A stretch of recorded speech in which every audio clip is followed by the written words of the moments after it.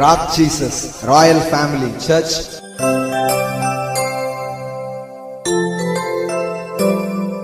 Price God. ஆண்டுடைய வார்த்தைக்கு நாம் போகலாம்.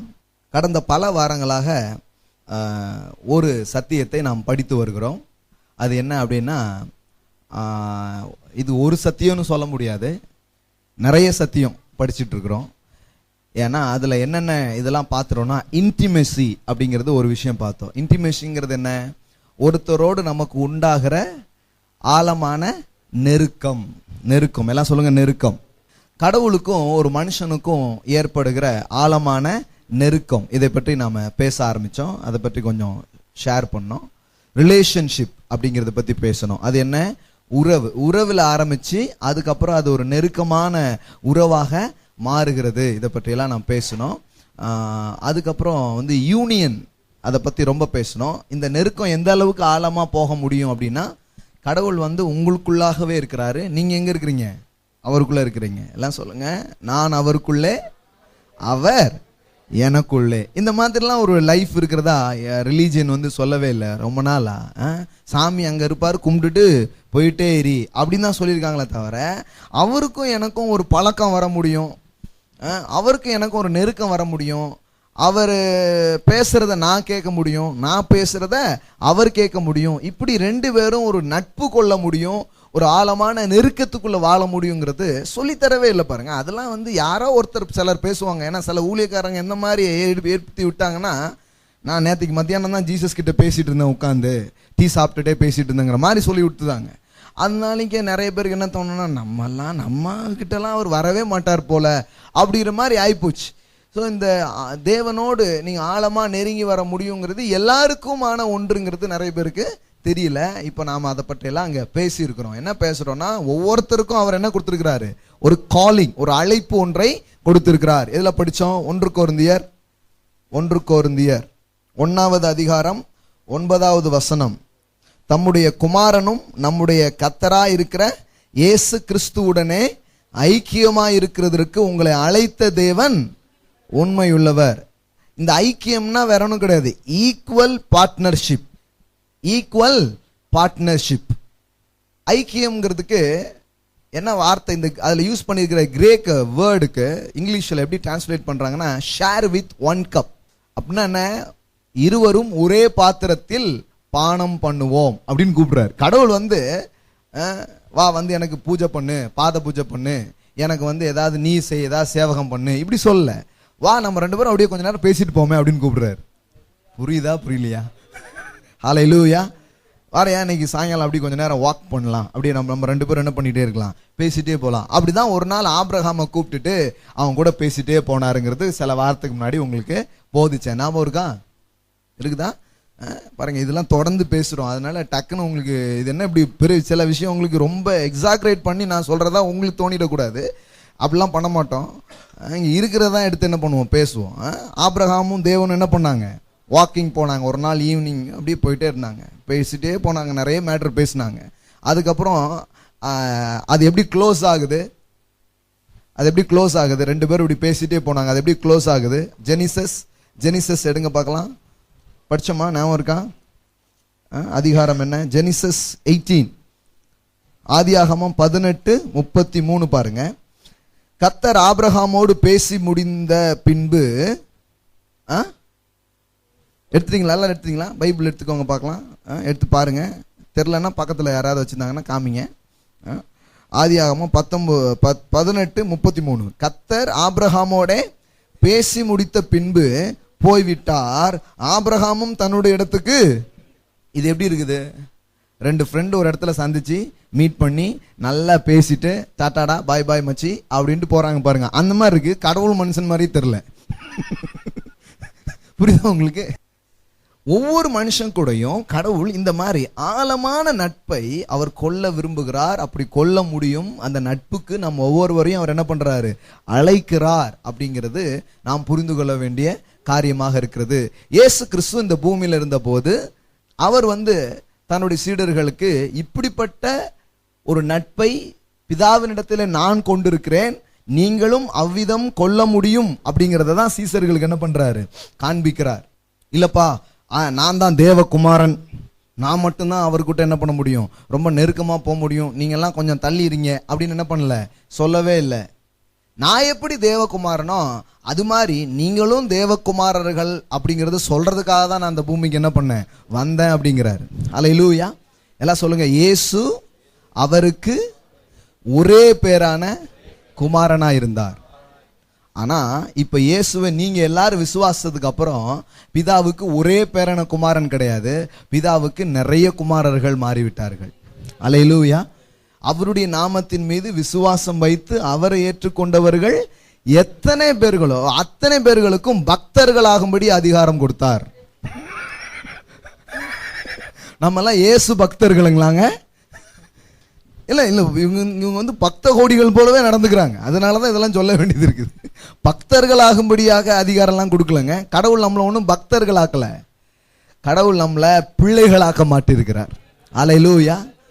அதனாலதான் பாருங்க, இங்க வந்து நல்லா ட்ரெஸ் பண்ணிட்டு வந்திருக்கோம், நல்லா உடுத்த சொல்றோம். ஆனா பக்தர்களுக்கு அப்படி சொல்ல மாட்டாங்க. அவங்களுக்கு ஒரு யூனிஃபார்மை கொடுத்து விட்டுருவாங்க. நம்ம பக்த கோடிகள் எல்லாம் இந்த யூனிஃபார்ம்ல வாங்க அப்படின்றாங்க. பக்த கோடிகளுக்கெல்லாம் ஒரு யூனிஃபார்மை கொடுத்து அதுக்குன்னு சில இதெல்லாம் கொடுத்து பாருங்க என்ன வேலையெல்லாம் பார்ப்பாங்க பாருங்க. அங்க நெல்லுக்கோ இங்க வந்துடாத அப்படின்ட்டு இல்லாத வேலையெல்லாம் பண்ணி ஜனங்க பாருங்க அவ்வளோ நெருக்கடியிலையும் போய் எதையாவது பார்த்துடலாமான்னு போறாங்க. இது வந்து அந்த மாதிரியான ஒரு மேட்ரு கிடையாது. அவரை விசுவாசிக்கிற ஒவ்வொருத்தரும் பக்தர்களாகல, தேவனுடைய பிள்ளைகளாக மாற்றப்படுகிறார்கள். அல்லேலூயா. எல்லாம் சொல்லுங்க, நான் தேவனுடைய பிள்ளையாக இருக்கிறேன். இல்லைங்க, நான் அந்த மாதிரி சரியில்லைங்க. நீங்க சரியா இருக்கிறீங்க சரியா இல்லைங்கிறது சப்ஜெக்டே கிடையாதுங்க. சப்ஜெக்ட் என்ன, இயேசுவை விசுவாசிக்கிற ஒவ்வொருத்தரும் கடவுளுடைய பிள்ளைகளாக மாற்றப்படுகிறார்கள். அல்லேலூயா. இயேசுவை விசுவாசிங்களா, அப்ப நீங்க தேவனுடைய பிள்ளைகள். அல்லேலூயா. இந்த பார்தலத்தின் சொந்தக்காரர் இப்பொழுது உங்களுக்கு சொந்தக்காரர். அல்லேலூயா. அப்போ உங்களுக்கு ஏதாவது மெட்டீரியல் ப்ராப்ளம் இருக்குமா? நீ யோசித்து பாருங்க. இந்த உலகமும் அது நிறைவும் யாருக்கு சொந்தமோ இப்போ அவர் உங்களுக்கு சொந்தமாயிட்டார். இப்போ நீங்க குறைவா இருப்பீங்க? குறைவா இருக்க மாட்டீங்க. சும்மா இந்த வட்டச்சிதறால சதுரச்செயலாளர்னு இருக்கிறாங்க பாருங்க, அந்த மாதிரி ஆட்களோடய தொடர்புல இருந்தா நல்லா ஆயிடுறாங்கிறாங்க. தேவாதி தேவனோடு நீங்க நட்புல இருக்கும்போது நீங்க எப்படி ஒண்ணும் இல்லாம இருப்பீங்க? இருக்க மாட்டீங்க. இந்த நண்பரோடு வாழ வாழ வாழ அவருக்கு ஒத்ததாக உங்க வாழ்க்கை மாற ஆரம்பிச்சிடும். அல்லேலூயா. அதனாலதான் பாருங்க, உறவுல ஒரு மனுஷன் வரும்பொழுது எல்லாமே அவனுக்கு கிடைச்சிடும். அவனுக்கு எல்லாமே கிடைக்கும். கிடைக்காது எதுவுமே கிடையாது. அவன் எந்த காரியத்தையும் தான் வாழ்க்கையில சாத்தியப்படுத்திக் கொள்ள முடியும் த்ரூ த ரிலேஷன்ஷிப்.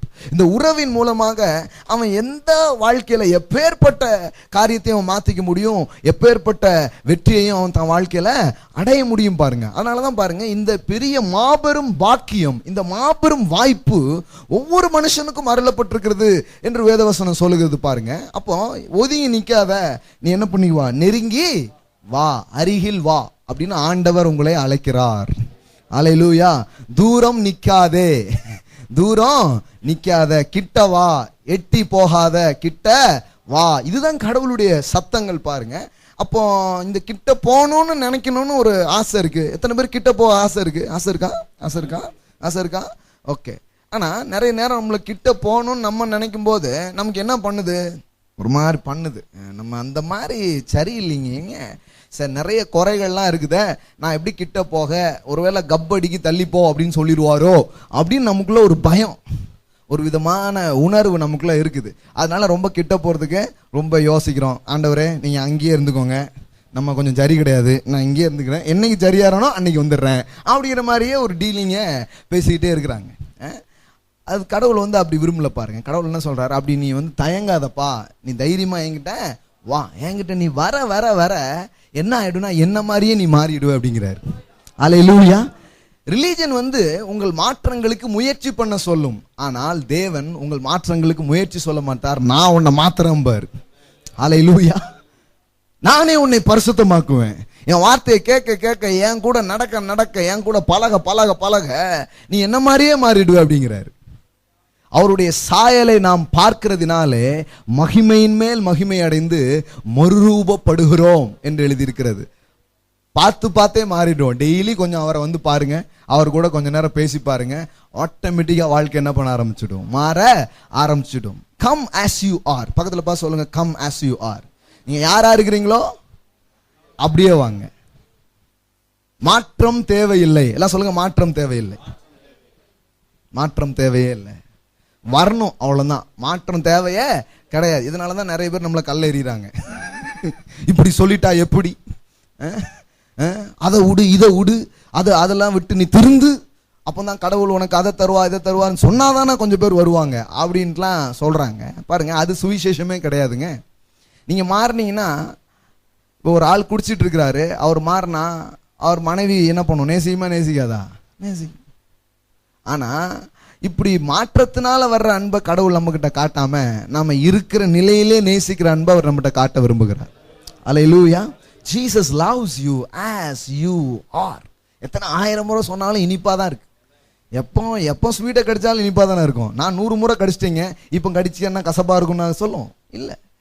அது மாதிரி தான் அந்த வார்த்தைகள் அப்படி இருக்குது பாருங்க.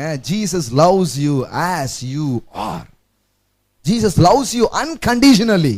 There is no condition. அதனாலதான் இங்க பாருங்க, கடையெல்லாம் கலட்டின பிறகு நல்லா தெரியுது என்ன போட்டிருக்குது? Jesus loves you, condition not apply. எல்லாம் சொல்லுங்க, Jesus loves you, condition not apply. இயேசு நேசிக்கிறார், எந்த நிபந்தனையும் இல்லாமல். நல்லா சொல்லுங்க, இயேசு நேசிக்கிறார், எந்த நிபந்தனையும் இல்லாமல். Condition not apply. நீங்க விளம்பரத்தெல்லாம் போடுவாங்க, அது அப்படி தருவோம், இப்படி தருவோம், 4 தருவோம், 5 தருவோம் அப்படின்னு போட்டுப்பாங்க. பக்கத்துல ஒரு ஸ்டார் போட்டுட்டு இருப்பாங்க. அது கவனிக்காமலே நம்ம ஆட்கள் கடார்னு போயிடுவாங்க உள்ள. சார், நீங்க அந்த ஸ்டாரை பார்க்கலையா? அதுதான் கவனிச்சிருக்கணும். Condition apply.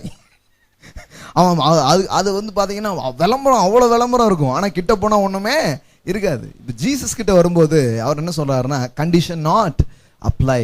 எந்த நிபந்தனையும் இல்லப்பா, நீ எப்படி இருக்கிறியோ அப்படியே என்கிட்ட வரலாம், என்கிட்ட உறவுக்கோள், என்கிட்ட நட்புக்கோள், நான் உன் வாழ்க்கையின் எல்லா காரியத்துக்கும் பதிலா இருக்கிறேன், தீர்வா இருக்கிறேன்னு சொல்லி ஒவ்வொரு மனுஷனையும் தாங்கிட்ட என்ன பண்றாரு?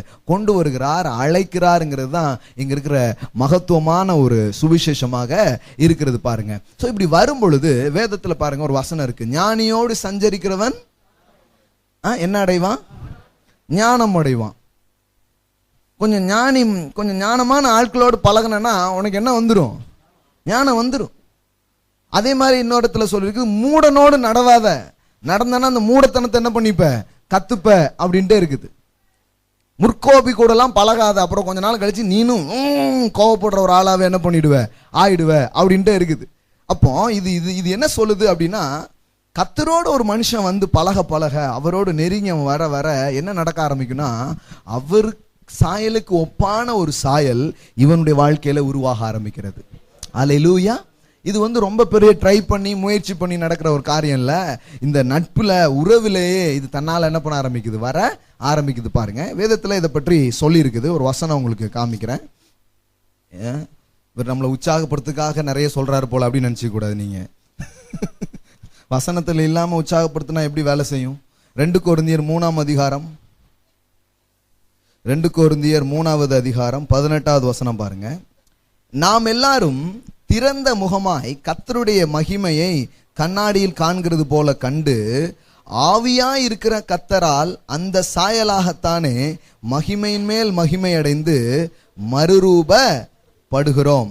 பாருங்க, இந்த மகிமையான இந்த சாயலை நாம் காண்கிறதின் மூலம் என்ன நடக்குதுன்னா, அந்த சாயலாகத்தானே மகிமையின் மேல் மகிமை அடைந்து மறுரூபப்படுகிறோம். பாருங்க, மாற்றத்திற்கும் மறுரூபத்திற்கும் வித்தியாசம் இருக்கு பாருங்க.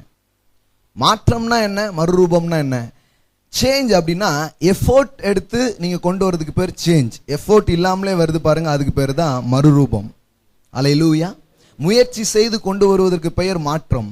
நீங்க முயற்சியே செய்யல, ஆனா வருது பாருங்க, அதுக்கு பேர் தான் டிரான்ஸ்ஃபர்மேஷன். மறுரூபம் அப்படிங்கிற வார்த்தை அங்க உபயோகப்படுத்தப்பட்டிருக்கிறது. அப்போ கிறிஸ்தவ வாழ்க்கைங்கிறதே ஒரு மறுரூபமாகிற நிலை தான் பாருங்க. ஏதோ நான் மாறிட்டேன் முயற்சி பண்ணி மாறுறதுலாம் இல்லை.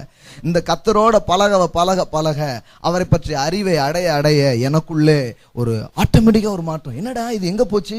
ரொம்ப நாளா இது நம்மகிட்ட இருந்தது. நீங்களே இந்த பார்த்து ஆச்சரியப்படுவீங்க. என்ன இந்த மாதிரி ஒரு மேட்டரே நம்மகிட்ட இப்ப இல்லையே, தன்னால கலந்து போயிருக்கோம். சில தன்மைகள், சில ஸ்வாபங்கள், சில விதமான காரியங்கள் உங்களுக்கு அறியாமலே இருக்கும். என்ன இப்படி ஆயிடுச்சு? நம்மளே உங்களை பார்த்தாலே உங்களுக்கு ஆச்சரியமா இருக்கும். நம்ம தானே அது உங்களையும் உங்களை வியப்புக்குள்ளாக்குற அளவுக்கு பார்க்க வைக்கிற ஒரு விதத்துல தேவன் உங்க வாழ்க்கையில கிரியை செய்கிறவராக இருக்கிறார். ஹல்லேலூயா. எத்தனை பேர் இந்த மாதிரி அனுபவிச்சிருக்கீங்களா? கட்டாயமா. நான் அதனாலதான் யாரையும் ரொம்ப கண்டம் பண்றது இல்லை. பாருங்க, நீங்க எல்லாம் சரி கிடையாது அப்படின்னு யாரையுமே குற்றம் சாட்டதில்லை. இவரெல்லாம் ரொம்ப கஷ்டங்க மாறுறது அப்படின்னு நினைக்கிறதே இல்லை. ஏன் தெரியுமா? நம்மளே மாத்திருக்கார, இவங்களை கட்டாயமா மாத்துவாருன்னு நினைச்சு பார்ப்பேன் நான். ஹல்லேலூயா. மற்றவர்கள் மாற்றத்துக்கான நம்பிக்கை எப்பொழுதுமே என்னிடத்திலிருந்து தான் எனக்கு வருகிறது. நான் நினைச்சு பார்ப்பேன், நம்மளே இப்படி மாத்திருக்கார, நம்ம எவ்வளோ கேள்வி கேட்டுக்கிட்டு எவ்வளோ வேண்டாத வேலையெல்லாம் பண்ணிட்டு அலைஞ்சோம், நம்மளை மாற்றி நீங்க மைக்கு கொடுத்து பேசுடா அப்படின்னு சொல்லியிருக்கிறாருன்னா இவங்களையும் ஆண்டவர் மாத்துவாரு, கர்த்தர் இவங்க வாழ்க்கையும் தொடுவாருங்கிற நம்பிக்கை கட்டாயமா வருது பாருங்க. ஹல்லேலூயா. அதனால ஜனங்களை நம்ம கண்டம் பண்றதே கிடையாது, குற்றம் சாட்டுறதே கிடையாது. அவங்ககிட்ட குற்றம் இருந்தா கூட அவங்களை குற்றம் சாட்டதில்லை. சும்மா வாங்க, அப்படியே வாங்க, கேட்டே இருங்க, பாருங்க, ஆட்டோமேட்டிக்கா மாறிடுவீங்க அப்படின்னு சொல்றோம். அதுதான் இங்க நடந்திருக்குது பாருங்க. நிறைய பேருடைய வாழ்க்கையில நம்ம ஏத்துக்கிறோம், வாங்க உட்காருங்க, அப்படியே கேளுங்க, இயேசுவினுடைய வார்த்தைகளை கேளுங்க, அவருடைய உண்மையான அன்பை பற்றி கேளுங்க, அவர் உங்க மேல எவ்வளவு பிரியம் வச்சிருக்கிறாருன்னு கொஞ்சம் கேளுங்க, கர்த்தர் எப்படிலாம் உங்க வாழ்க்கையில கிரியை செய்ய முடியுங்கிறத கொஞ்சம் அறிந்து கொள்வதற்கு கொஞ்சம் முற்பட்டு பாருங்க. இந்த மாதிரி முயற்சி நீங்க எடுங்க. இந்த முயற்சி எடுக்கும் பொழுது மற்ற காரியங்கள் ஆட்டோமேட்டிக்கா வாழ்க்கையில நடக்கிறத நீங்க பார்க்க ஆரம்பிப்பீங்க பாருங்க. ஹல்லேலூயா. ஸோ இப்படிப்பட்ட ஒரு பிரசன்னத்துக்குள்ள தான் நீங்க வந்திருக்கிறீங்க, இப்பேற்பட்ட தேவனிடத்துல தான் நீங்க வந்திருக்கிறீங்க. அப்போ மகிமையின் மேல் மகிமை அடைந்து, எல்லாம் சொல்லுங்க, மகிமையின் மேல் மகிமை அடைந்து மறுரூபப்படுகிறோம். பாருங்க, நம்மளை எந்த அளவுக்கு இந்த அவரோடு நடக்கிற அந்த நடத்தை நம்மளை மாற்றி விடுகிறது அப்படின்னு சொன்னா அதுக்கு ஒரு காரியத்தை இங்க பவுல் எழுதுகிறார் பாருங்க. ரோமருக்கு எழுதின நிருபம். இந்த அவரோடு நீங்க இப்படி பயணம் பண்ணிக்கிட்டே இருக்கும்போது உங்க லைஃப் எந்த தூரத்துக்கு நீங்க போக முடியும், எவ்வளவு பெரிய எல்லையை நீங்க தொட முடியும் அப்படிங்கிறத இங்க வேதம் நமக்கு காண்பிக்கு பாருங்க. ரோமர்கள் நிருபம் 8வது அதிகாரம் 28 இருந்து பாருங்க. அன்றியும் அவருடைய தீர்மானத்தின்படி அழைக்கப்பட்டவர்களாய், பாருங்க, உங்களை அழைக்கிறதுக்கு முன்னாடி அவர் என்ன பண்ணிருக்கிறாரு? ஒரு தீர்மானம் பண்ணிருக்கிறாரு. எப்படி போட்டிருக்கு பாருங்க, அன்றியும் அவருடைய தீர்மானத்தின்படி அழைக்கப்பட்டவர்களா. சும்மா அழைச்சிடல, அழைக்கிறதுக்கு முன்னாடி என்ன பண்ணிருக்கிறாரு? ஒரு தீர்மானம். இந்த பயலை அழைக்கிறோமே, வேலைக்கு ஆகுமா ஆவாதா, எல்லாத்தையும் முதல்ல யோசிறாரு. ஏன்னா கர்த்தர் சொல்றாரு பாருங்க, தம்பி நீ வீடு கட்டணும்னு ஆசைப்பட்டனா இந்த வீடு கட்டுறதுக்கு முன்னாடி இந்த வீட்டை உன்னால கட்ட முடியுமா முடியாதா அப்படின்னு ஆகும் செலவெல்லாம் கொஞ்சம் கணக்கு பார்த்து கொஞ்சம் ஞானமா திட்டமிட்டு ஒரு வீட்டை என்ன பண்ணு, கட்டு அப்படின்னு இயேசுநாதர் நமக்கு புத்தி சொல்லியிருக்காரா? சொல்லியா? சொல்லியிருக்கிறார். நீ யுத்தத்துக்கு போறன்னா கொஞ்சம் கணக்கெல்லாம் பண்ணு, இப்படிலாம் நிறைய கொஞ்சம் பிராக்டிக்கலான விஷயங்கள்லாம் நிறைய சொல்லியிருக்கிறார். அப்போ ஏன் அப்படி சொல்றாரு? ஒரு வீட்டை கட்டிட்டு பாதியிலே விட்டனா உனக்கு எப்படி இருக்கும்? ரொம்ப அவமானமா இருக்கும், நிறைய காரியங்கள் இதா இருக்கும். நீ பைபிள் இருக்க எல்லாமே பாரு, நீ அவமானப்படக்கூடாதுக்காக தான் கர்த்தரே சொல்லியிருக்கிறார். ஹல்லேலூயா. ஒவ்வொரு வசனத்தை படிக்கும்போது எனக்கு வாழ்க்கை தான் தெரியுது, தேவனுடைய உள்ளம் தான் தெரியுது, கர்த்தர் எவ்வளவு நல்லவருங்கிறதா அந்த வசனங்கள் மூலமா என்ன பண்ண ஆரம்பிக்குது, தெரிய ஆரம்பிக்குது பாருங்க. அப்போ ஒரு வீட்டை கட்டுறதுக்கு முன்னாடி அவர் கனெக்ட் பண்ணிட்டு நம்மளை பண்ண சொல்லியிருக்காரு. நம்மளை கூப்பிடுறதுக்கு முன்னாடி கனெக்ட் பண்ணியிருப்பாரா பண்ண மாட்டாரா? நம்ம வாழ்க்கையை ஒரு கட்டுமானம் போல இடிஞ்சு பாலடைஞ்ச பில்டிங் மாதிரி கிடக்கு. கரெக்டா? சும்மா தேவையில்லாத ஒரு லேண்ட் மாதிரி கிடக்கு. இப்ப கர்த்தர் ஒரு ப்ராஜெக்ட் மாதிரி நம்ம வாழ்க்கையை ஆரம்பிக்கணும்னு என்ன பண்றாரு, நினைக்கிறாரு. அவர் ஆரம்பிக்கும் போது இதை பண்ண முடியுமா முடியாதா அப்படின்னு யோசிச்சுப்பாரா? யோசிக்க மாட்டாரா? யோசிச்சிருப்பார். அதனாலதான் இங்க போட்டிருக்குது, அன்றியும் அவருடைய தீர்மானத்தின்படி. ஒரு தீர்மானம் பண்ணி தான் உங்களை என்ன பண்ணிருக்காரு, அழைச்சிருக்காரு. என்ன தீர்மானம் தெரியுமா? இவனை கட்ட முடியும் அப்படின்னு நம்பி தான் உங்களை அழைச்சிருக்கிறார். ஹல்லேலூயா. Believe the God who believes in you. உங்களை நம்புற தேவனை நம்புங்க. ஹல்லேலூயா. ராபர்ட் ஷுல்லர் அப்படிங்கிற ஒரு அருமையான எழுத்தாளர் அவர் எழுதின ஒரு புத்தகத்துக்கு பேரே இதுதான், Believe the God who believes in you. உன்னை நம்புற தேவனை நீ நம்பு. உங்களுக்கு தெரியுமா, உங்க மேல நீங்க நம்பிக்கை இழப்புக்கு உள்ளானா கூட கர்த்தருக்கு ஒரு நாள் உங்க மேல நம்பிக்கை இழப்பு வந்ததே கிடையாது. இந்த ப்ராஜெக்டை நடத்தியே முடிக்க முடியும்னு உங்களை அவர் நம்புறாரு. God trust in you. நீங்க கர்த்தரை நம்புங்கன்னு கேள்விப்பட்டிருப்பீங்க. ஆனா நான் உங்களுக்கு சொல்றேன், கர்த்தரே உங்களை நம்புறாரு. ஹல்லேலூயா. தேவன் உங்க மேல நம்பிக்கை வச்சிருக்கிறாருங்க, நிச்சயமா வச்சிருக்கிறாரு. மனு வர்க்கத்தின் மேல அவருக்கு நம்பிக்கை இருக்கு. அதனாலதான் ஆதாம் என்கிற ஒரு மனிதன் விழுந்து போன போது தன் குமாரனாகிய இயேசு கிறிஸ்துவின் மூலம் மீட்பின் செயலை தேவன் செய்த போது அந்த மீட்பின் திட்டத்தை நிறைவேற்றி முடிச்சிட்டு மறுபடியும் அதிகாரத்தையும் ஆளுகையும் இந்த உலகத்தையும் யார் கையில கொடுத்துட்டு போனாரு? மறுபடியும் மனுஷங்களை தான் கொடுத்தாரு. இவன் ஒரு வாட்டி தான் வித்துட்டானே பிசாசு கிட்ட, மறுபடியும் இவன் அடகு வச்சிருவானோன்னு நம்பிக்கையில் அவரு விட்டுட்டு போல, மறுபடியும் யார் கையில தான் கொடுத்துட்டு போனாரு? மனுஷங்களை தான் கொடுத்தார். ஏன் தெரியுமா? தேவன் மனிதன் மீது மீண்டும் நம்பிக்கை கொள்கிறவராக இருக்கிறார். அவர் உங்க மேல வச்ச நம்பிக்கை இழந்து போகவே இல்லை. அல்லேலூயா. நம்மளை யாருங்க யார் நம்மளை பொருட்டா நினைப்பாங்க நினைக்காதீங்க. உங்களை பொருட்டாவே நினைச்சிட்டு இருக்கிற ஒருத்தர் இருக்கிறார். இந்த அறிவெல்லாம் உங்களுக்குள்ள போகணும். இதுதான் வாழ்க்கையை வாழ்வதற்கு வேண்டிய சத்துவத்தை உங்களுக்கு தரக்கூடிய காரியமா இருக்குது. பாருங்க, தேவன் உங்கள் மேல் நம்பிக்கை உள்ளவராக இருக்கிறார். உங்களை ஒரு தீர்மானம் செய்துதான் உங்களை அவர் என்ன பண்ணிருக்கிறாரு?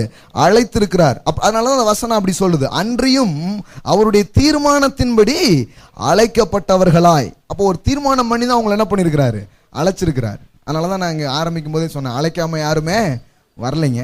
யாராவது அழைக்காம வந்திருக்கீங்களா? அழைச்சதுனாலதான் வந்திருக்கீங்க. உங்களை அழைத்தவர் உண்மை உள்ளவர். அல்லேலூயா. தேவனுடைய இன்விடேஷன் உங்க வாழ்க்கையில வந்திருக்கு. இதை யோசித்து பாருங்க. எங்கேயோ கடந்தீங்க, அவரை பத்தி ஒண்ணுமே உங்களுக்கு தெரியாது. அப்படி கடந்த போது இந்த இயேசுதான் கர்த்தருங்கிறது உங்களுக்கு எப்படி தெரிய வந்துச்சு? இது கடவுள் உங்க வாழ்க்கையில செய்த அதிசயமான செயலாக இருக்கிறது, ஒரு அற்புதமான செயலாக இருக்கிறது. இன்னும் எத்தனையோ லட்சம் பேர் இருக்கிறாங்க வெளியில, அவங்களுக்கு தெரியாது. கடவுள் நம்ம மூலமா அவங்களுக்கு தெரிய வைப்பாரு. அல்லேலூயா. ஆனா நாம சில விஷயம் தெரிஞ்சுக்கணும். நாமளும் ஒரு நாள் அப்படிதான் இருந்தோம். ஆனா ஏன் உங்களுக்கு இந்த நற்செய்தி வந்தது? நீங்க ஏன் இந்த நற்செய்தியை கேட்டீங்க? உங்க வாழ்க்கையில ஏன் இந்த மாதிரி ஒரு காரியம் வந்ததுன்னா, அப்ப அதுல இருந்தே ஒண்ணு தெரிஞ்சுக்கணும், கடவுள் என்ன பண்ணிருக்கிறாரு? அழைச்சிருக்கிறார். அல்லேலூயா. பக்கத்துல பார்த்து சொல்லுங்க, நான் ஒன்னும் அலையா விருந்தாளி கிடையாது, அழைச்சதுனாலதான் வந்திருக்கிறேன். சும்மா படாருன்னு நீங்க நுழையிலீங்க, நானும் கிறிஸ்தவத்துல கொஞ்சம் நுழைஞ்சு பார்க்கேன் அப்படின்னு வந்திருக்கீங்க. நீங்க அப்பெல்லாம் நுழையல. Invitation from God. தேவாதி தேவனிடத்திலிருந்து, ராஜாதி ராஜனிடத்திலிருந்து உங்களுக்கு வந்த அழைப்பு. நீங்கள் தேவனால் அழைக்கப்பட்டிருக்கிறீர்கள். அல்லேலூயா. அந்த அழைப்பை நீங்க பெற்று இப்போ நீங்க கர்த்தர்ட்ட வந்திருக்கீங்க. அப்போ அந்த அழைப்பே சில மேட்டர் உங்களுக்கு சொல்லுது பாருங்க. கர்த்தர் சும்மா அழைக்கிறது கிடையாது. கர்த்தர் ஒரு மனுஷனை அழைக்கிறாருன்னா அவருக்கு தெரியும் பாருங்க, இவனை நீ கூப்பிட்டுருக்கோம், இவனை வச்சு நாம் சில காரியங்களை நிச்சயமா என்ன பண்ண முடியும்? செய்ய முடியும். இவனுக்குள்ள பலகீனம் இருக்கலாம், இவனுக்குள்ள குறைவுகள் இருக்கலாம், இவனுடைய வாழ்க்கையின் காரியங்கள் எப்படி வேணாலும் இருக்கலாம். ஆனா அது எல்லாத்தையும் தாண்டி வெற்றி கொண்டு இவனை கொண்டு நான் செய்யணும்னு நினைச்சதை செஞ்சே முடிப்பேங்கிற நம்பிக்கையில தான் அவர் உங்களை அழைச்சிருக்கிறார். அல்லேலூயா. எப்படி இஸ்ரவேலர்கள் அந்த எகிப்திலே அடிமையா இருந்த போது தேவன் அவர்களுக்கு ஒரு அழைப்பு கொடுக்கிறார், ஒரு தீர்மானம் செய்கிறார். எல்லாம் சொல்லுங்க, தீர்மானம் செய்கிறார், அழைக்கிறார். முதல்ல அவர் டிசைட் பண்ணிட்டார், நான் பின் வாங்குவது இல்லை. நீங்க சொல்றீங்க I have decided to follow Jesus. இல்லைங்க, ஜீசஸ் ஒரு டிசைட் பண்ணிருக்கிறாரு, இவனை கட்டியே தீருவேன் அப்படின்ட்டு. அந்த தீர்மானத்துல தான் உங்க வாழ்க்கை நிக்குது. அல்லேலூயா. இவனை உயர்த்தியே தீரணும்னு அவர் ஒரு தீர்மானம் பண்ணிருக்கிறாரு. நீங்க உங்க தீர்மானத்தையே யோசிச்சுட்டே இருக்காதீங்க. புது வருஷத்துல என்ன தீர்மானம் பண்ணோம், 4-5 பண்ணோமே, ஏதாவது செஞ்சோமா செய்யலையா? ஜனங்க பாருங்க, இவங்க தீர்மானத்திலேயே வாழ்க்கையை யோசித்துக்கிட்டே இருக்கிறாங்க. 1ஆம் தேதியான தீர்மானம் பண்றது, 31ஆம் தேதியான ஆண்டவரே போன வருஷம் மாதிரி தான் இந்த வருஷம் பார்த்துக்கோங்க, ஒன்னும் செய்யல. இது வரைக்கும் நான் என்ன செஞ்சேன்? ஒன்னும் செய்யல, அதான் இந்த வருஷமும். அப்படியே சாரி சொல்லிட்டு போயிருவாங்க பாருங்க. அப்படியே ஆண்டவர் போகணும்னு என்ன பண்ணல, நினைக்கல. அவர் என்ன பண்றாருன்னா அப்படி யோசிச்சுட்டு இருக்க வேண்டியதில்லை. நீங்க என்ன யோசிக்கீங்க? அவருடைய தீர்மானத்துல தான் அவர் உங்களை அழைச்சிருக்கிறார். அல்லேலூயா. கொஞ்சம் கௌரவமா உங்களை நீங்க உணர வேண்டியது அவசியம். ஏன்னா இது தேவாதி தேவனிடத்திலிருந்து உங்களுக்கு வந்த அழைப்பாக இருக்கிறது. அல்லேலூயா. சில நேரம் உட்கார்ந்து எண்ணி பார்த்தா ஐயோ நன்றி சொல்றதுக்கு மட்டும்தான் தோணும். நம்ம எங்க கடந்தோம், எங்க இருந்தோம், இந்நேரம் எங்க இருக்க வேண்டிய எங்க இருந்திருப்போம், எப்படியோ போயிருந்திருக்கும் கதையெல்லாம். இந்த கதையெல்லாம் மாத்தி நம்மளை கூப்பிட்டுருக்காருன்னா ஒரு நோக்கத்துக்காக தான் கூப்பிட்டுருக்காரு. சில இதை செய்யணுங்களுக்காக கூப்பிட்டுருக்காரு. அது செய்ய தீருவார், அதை நிறைவேற்றிய தீருவார், அதை பார்த்தே தீருவோம் என் வாழ்க்கையில. அங்கிருந்தா நம்பிக்கையே வருது பாருங்க. அந்த அழைப்பை எண்ணி பார்த்தாலே ஒரு நம்பிக்கை வந்துடும். அந்த பாருங்க, அவங்க கஞ்சும் கூழும் குடிச்சுக்கிட்டு ஏதோ வெந்ததை சாப்பிட்டுட்டு விதி வந்தா போவோம். அதான் வாழ்க்கை. யாருடையது? இஸ்ரவேலர்களுடையது. ஆனா கடவுளுடைய தீர்மானம், அழைப்பு, வாக்குகள் இதெல்லாம் அவர்களுக்கு இருக்குது. அது அவங்க வாழ்க்கையில அவங்க வாழ்க்கையில சில காரியங்களை பேசுகிறது. என்ன பேசுகிறது? நீங்க இந்த இடத்துல இருந்து புறப்பட்டு பாலும் தேனும் ஓடுகிற நலமும் விசாலமுமான தேசத்திற்கு உங்களை கொண்டு போய் சேர்க்கும்படி நான் என்ன பண்ணேன்? இறங்கினேன் அப்படின்னு கர்த்தர் அவன்கிட்ட பேசுறாரு. உன் உபத்திரவத்தில் நான் அறிஞ்சிருக்கிறேன். ஆலோட்டிகள் நிமித்தம் நீ படுகிற வேதனைகளை நான் அறிந்திருக்கிறேன். உன் கூக்குரலை நான் அறிஞ்சிருக்கிறேன். உன் பெருமூச்செல்லாம் நான் கேட்டேன் அப்படிங்கிறாரு. சும்மா கடவுளுடைய அழைப்பு வரல பாருங்க. கடவுளுடைய அழைப்பு உங்க வாழ்க்கையில வர்றதுக்கு முன்னாடி கூக்குரல், பெருமூச்சு, கண்ணீர், வேதனை எல்லாத்தையும் அவர் அறிஞ்சிருக்கிறார். அவ்வளத்தையும் அறிஞ்சுதான் ஒரு அழைப்பை உங்கள் வாழ்க்கையில அவர் தந்திருக்கிறார். அல்லேலூயா. இஸ்ரவேல் ஜனக்கிட்டே கர்த்தர் சொல்றாரு, இங்க பாரு, நீ இருக்கிறதுலே ரொம்ப பெரிய ஆள்னு உன்னை என்ன பண்ணல, தெரிந்து கொள்ளல.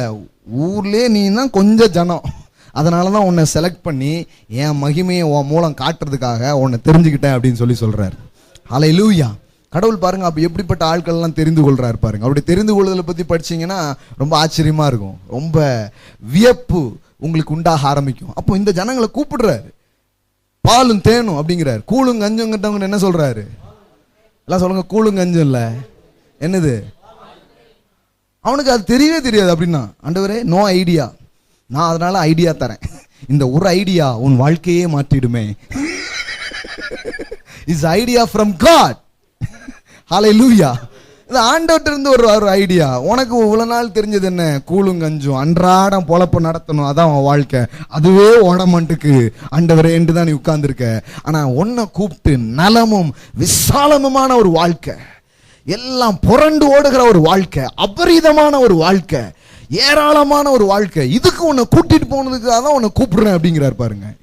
இவனால கற்பனையே பண்ண முடியாத காரியங்களை கர்த்தர் பேசுறாரு.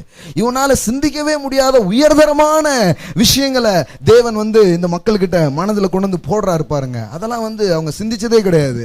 அடிமைத்தனங்களை தான் 400 வருடங்களாக பழகி இருந்தார்கள். ஆனா கர்த்தர் பேசுறது, உங்களுக்காக ஒரு சொந்த தேசத்தை நான் என்ன பண்ண போறேன், தரப்போறேன், அதுல எல்லாமே இருக்குங்கிறத பற்றி, நிறைவை பற்றி, ஏராளத்தை பற்றி கர்த்தர் அவங்களோடு பேசுகிறார். இப்பதான் அவங்க வாழ்க்கையில ஒரு ட்ரீம் வருது, ஒரு ஒரு ஒரு ஒரு விதமான எக்ஸ்பெக்டேஷன் வருது. இப்படிலாம் நம்ம இருக்க முடியுமாங்கிறத பற்றி முதலாக அவர்கள் என்ன பண்ண ஆரம்பிக்கிறார்கள், சிந்திக்க ஆரம்பிக்கிறார்கள் பாருங்க. இப்போ அவர்களுடைய பயணத்தை துவக்கி வைக்கிறார். அப்போ அன்னைக்கு அந்த அடிமைத்தனத்திலிருந்து அவர்களுக்கு ஒரு பயணம் துவங்கினது. டெஸ்டினி என்ன, பாலும் தேனும் ஓடுகிற நலமும் விசாலமுமான தேசம். ஹல்லேலூயா. அப்போ கர்த்தர் ஒரு மனுஷனை அழைக்கிறாரு. அழைக்கும் போது ஒரு தீர்மானத்தோடு அழைக்கிறாரு. அது மட்டும் இல்ல, சில இடத்துக்கு கூட்டிட்டு போகணுங்கிற இதை மைண்ட்ல வச்சுதான் அவர் என்ன பண்றாரு, அழைக்கிறாரு. அப்ப உங்களையும் அழைச்சிருக்கிறாரு. உங்களை அழைக்கும் போதே உங்களுக்கு நம்பிக்கை இருக்குது. என்ன நம்பிக்கை? என்ன அழைச்சிருக்கிறாருன்னா ஏதோ சிலது செய்யறதுக்காக உங்களை அழைத்திருக்கிறார். ஆமென். நீங்கள் தேவனால் அழைக்கப்பட்டவர்கள். அழைப்புங்கிறது நிறைய நேரத்துல எப்படி நம்ம கிறிஸ்தவ மக்கள் புரிஞ்சுக்கிட்டாங்கன்னா, அது ஏதோ ஊழியக்காரருக்கு ஐயாவுக்கு வரும், அழைக்கப்பட்டிருக்கிறீர்களா அப்படின்னு கேட்பாங்க. அழைப்பு என்ன அப்படிம்பாங்க. அழைப்புங்கிறது எல்லாருடைய வாழ்க்கையிலும் இருக்குதுங்க. அது ஏதோ ஊழியக்காரருடைய வாழ்க்கையில மட்டும் கிடையாது. கர்த்தர் ஒவ்வொருத்தரையும் ஒவ்வொரு நோக்கங்களுக்காக என்ன பண்ணியிருக்கிறாரு, அழைத்திருக்கிறார். எல்லாம் சொல்லுங்க, அழைத்திருக்கிறார். அப்ப இங்க பாருங்க, அவருடைய தீர்மானத்தின்படி அழைக்கப்பட்டவர்களாய் தேவனிடத்தில் அன்பு கூறுகிறவர்களுக்கு சகலமும் நன்மைக்கு ஏதுவாக நடக்கிறது என்று அறிந்திருக்கிறோம். இந்த அழைப்புல ஜேர்னி பண்ணி நீங்க போயிட்டு இருக்கும்போது நீங்க சந்திக்கக்கூடிய அனுபவங்கள், நீங்க சந்திக்கக்கூடிய பல்விதமான காரியங்கள், இது எல்லாம் சில நேரத்துல கொஞ்சம் அவ்வளவு நல்லா இல்லாத சில அனுபவங்கள் எல்லாம் நீங்க சந்திக்கிறீங்க. ஆனா இந்த அழைப்புல ஜேர்னி பண்ணிட்டு இருக்க உங்களுக்கு தேவன் நம்பிக்கை தரும் ஒரு செய்தி என்ன சொல்றாருன்னா, உன் வாழ்க்கையில இந்த பேடான விஷயத்தை கூட நன்மையான காரியமா நான் மாத்திடுவேன் அப்படிங்கிறார். அல்லேலூயா. அவரிடத்தில் அன்பு கூறுகிறவர்களுக்கு சகலமும் நன்மைக்கு எதுவாக மாற்றப்படும். அல்லேலூயா. என்ன அழைச்சாருன்னு சொல்றீங்களேங்க, இப்படி கும்மாங்குத்து வாங்குறதுக்கா என்ன அழைச்சார், இப்படி குழியில கிடக்கிறதுக்கா என்ன அழைச்சார், இப்படி வாழ்க்கையில கஷ்டப்படுறதுக்கா என்ன அழைச்சார், இப்படி என்ன சொந்த சகோதரர்கள் குழியில தள்ளிட்டு போயிட்டாங்களே. பாருங்க, யோசேப்பு கடவுள் அழைச்சாரா, அழைக்கலையா? அழைச்சார். கடைசியில பார்த்தா குழியில கிடக்கான். கொஞ்சம் எழுந்து கொஞ்சம் வெளியில கொஞ்ச நேரம் போனா டப்புன்னு ஜெயில கிடக்கான். என்னையா, ஒண்ணு குழி இல்லைன்னா ஜெயிலு, இப்படியே போயிட்டே இருக்க, வாழ்க்கை இப்படியே முடிஞ்சிடும் போல. அன்னைக்கு ஒரு ஜோக் ஒன்று பார்த்துட்டு இருந்தேன். அந்த ஜோக்ல ஒருத்தர் கேட்பார், என் வாழ்க்கை எப்படி இருக்குன்னு பாருங்க அப்படின்ட்டு ஒரு சோசியர்கிட்ட கை காமிப்பார். அப்படி பார்ப்பான்.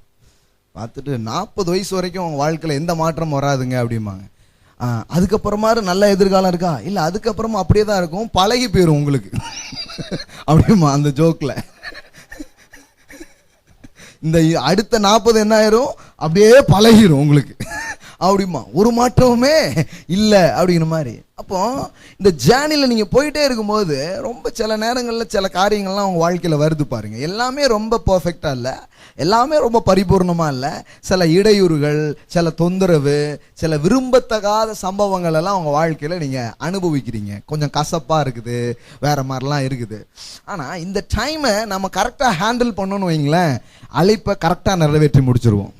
அல்லேலூயா. இந்த நேரத்துல நாம் சில காரியங்களை மனதில் வைக்க வேண்டும், சில காரியங்களை கரெக்டா புரிஞ்சுக்க வேண்டியது அவசியமா இருக்குது. என்ன புரிஞ்சுக்கிறது, என்ன அவர் அழைச்சிருக்கிறது உண்மைன்னா, இந்த தீமையை கூட நன்மையா எனக்கு மாத்தி தருவார். அல்லேலூயா. அந்த தீமை அநேக நேரங்களில் உங்களால் பிறப்பிக்கப்பட்டதா இருக்கலாம், மற்றவர்களால் பிறப்பிக்கப்பட்டதாகவும் இருக்கலாம். ஆனா தீமை வந்து ரெண்டு விதத்துல வர முடியும் இல்லையா? சில நேரத்துல நம்மளே நிறைய மிஸ்டேக் பண்ணி விட்டுருவோம். இப்போ உதாரணத்துக்கு யோனாவை கடவுள் அழைச்சாரா அழைக்கலையா? அழைச்சாரு. எங்க போக சொன்னாரு? நிர்ணிவைக்கு போக சொன்னாரு. ஆனா ஐயா டிக்கெட் எங்க வாங்கினாரு? தர்சிஸ்க்கு டிக்கெட் வாங்கி தர்சிஸ் கப்பல்ல ஏறி அவன் போயிட்டான். இப்ப கடவுள் கூப்பிட்ட இடத்துக்கு போல இவன் வேற ரூட்டை மாத்தி என்ன பண்ணிட்டு இருக்கான், போயிட்டே இருக்கிறான். அவன் வந்து ஒன்னும் கடவுளுக்கு எதிராக செய்யறது போல நமக்கு தெரியுது.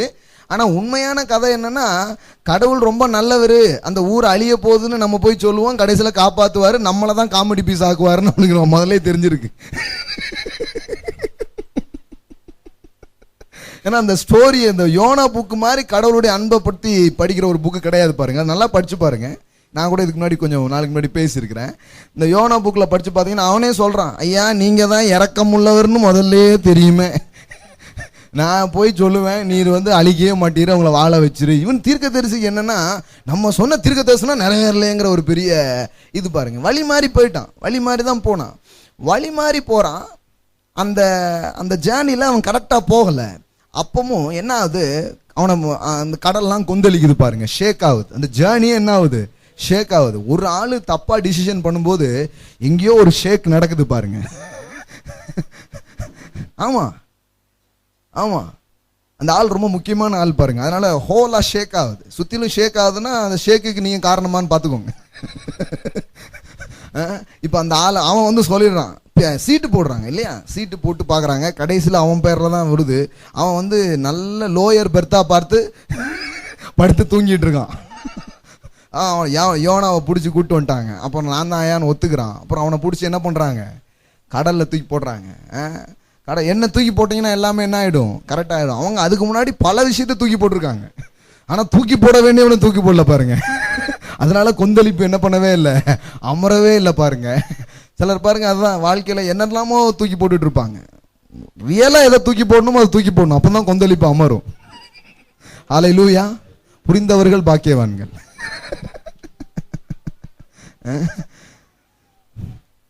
இப்போ யோனாவை வந்து தூக்கி போட்டுறாங்க. போட்டா அவன் அப்படியே போயிடல பாருங்க. ஒரு மீன் வருது அவனை காப்பாத்துறதுக்காகவே. அது வந்து அப்படியே அவனை காப்பாத்துது. அந்த மீன் வயிற்றுல 3 நாள் இருக்கிறான், 3 days அவன் இருக்கிறான்.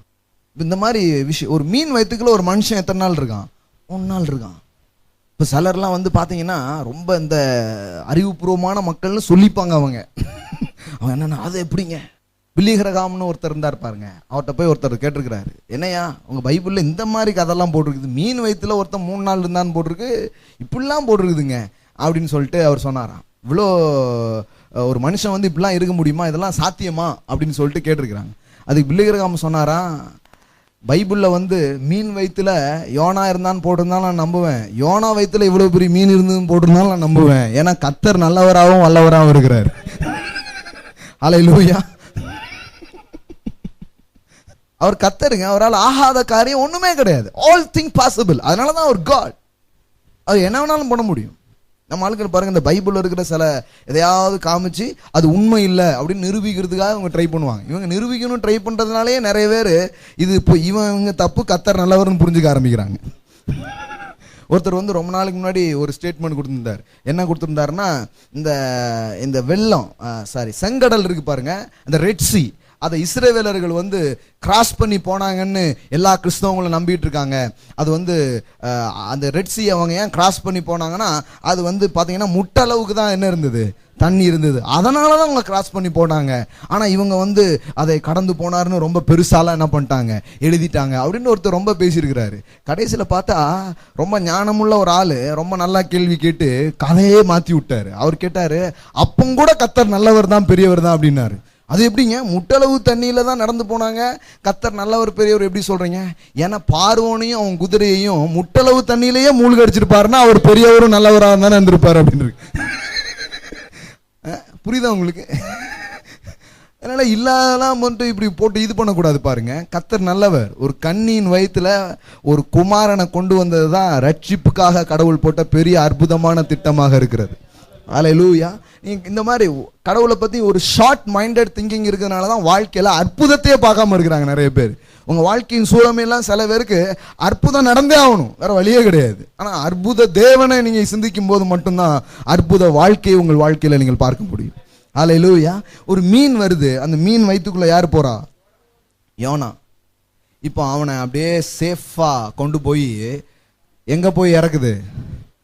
டிக்கெட் வாங்கின ஊர்ல இல்ல, தேவன் தீர்மானம் பண்ண ஊர்ல கொண்டு போய் என்ன பண்ணுது, கரெக்டா அது வந்து இறக்கி விடுது. இறக்குனா நீங்க பாருங்க, நீங்க அந்த முழு சம்பவத்திலையும் ஒரு காரியம் அங்க இருக்காது. அது என்னன்னா, யோனா வந்து வந்தான், பிரசங்கம் பண்ணான், எப்படி எல்லாரும் நம்பினாங்க, மனம் திரும்பினாங்க அப்படின்னா, அந்த ஊர் மக்களுக்கு ஒரு நம்பிக்கை இருந்தது. இது வந்து இந்த பின்னணியத்துல இருந்து சொல்றாங்க. என்ன சொல்றாங்கன்னா, இந்த மீன் வயிற்றுல இருந்து இவன் வந்தான் பாருங்க, இதை பார்த்தே அவன் பிரசங்கம் பண்ணதெல்லாம் நம்பிட்டாங்க. ஏன்னா மீன் வயிற்றுக்குள்ள இருந்து ஒருத்தன் வந்திருக்கிறான், ஏதோ ஒரு அற்புதமான ஒரு ஆள் வந்திருக்கிறாருன்ட்டு அவன் பேசுறதெல்லாம் என்ன பண்ணிருக்கிறாங்க. யோசித்து பாருங்க, எது பாதகமா போச்சோ அதையே சாதகமாக்கி ஒரு ஊரையே கடவுள் மாத்தினார் பாருங்க. அல்லேலூயா. எல்லாம் சொல்லுங்க, சகலமும் நன்மைக்கு எதுவாக மாற்றப்பட ஆரம்பிக்கும். இதுதான் நடக்கும். நீங்க அதெல்லாம் சொன்ன தீமை ரெண்டு விதத்துல வர முடியும். ஒண்ணு, நீங்க தப்பா முடிவு பண்ணி தப்பா சிலது என்ன பண்ணியிருந்திருக்கலாம். இப்ப யோசேப்பு லைஃப்ல கூட இந்த அண்ணன்மார்கள் சும்மாவா குழியில போட்டாங்க, இவன் வாய் இருக்க, அது வந்து இவன் கனவு வந்து சும்மா இஷ்டத்துக்கு பெருமையா பேசியிருக்கான். நான்லாம் பெரிய ஆளா இருக்க போறேன், நீங்களாம் என்ன வந்து கும்பிட போறீங்க ஆவுன்னு பேச இவன் ரொம்ப கடுப்பாயிட்டான். இந்த கடுப்பை கிளப்புனது யாரு? யோசேப்பு தான்.